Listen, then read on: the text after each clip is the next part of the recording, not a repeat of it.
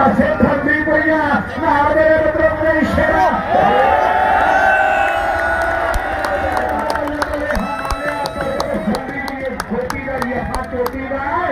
चोटी ने जब्बे लगना चोटी ने मारो चक्री बदाम खाने करे मलरी बनी थोड़ा टाइम फैन दो बना के छटोगे जेरे जेरे जेरे जेरे जेरे जेरे जेरे करने रे करने बनो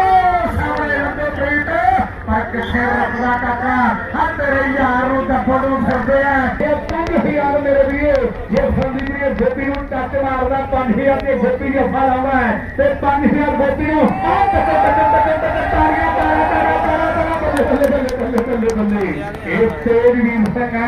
इस नगर का प्रौढ़ा साहब है यार बहुत सोनी खेल है नाम की एक बड़ी तेज भी बोली तो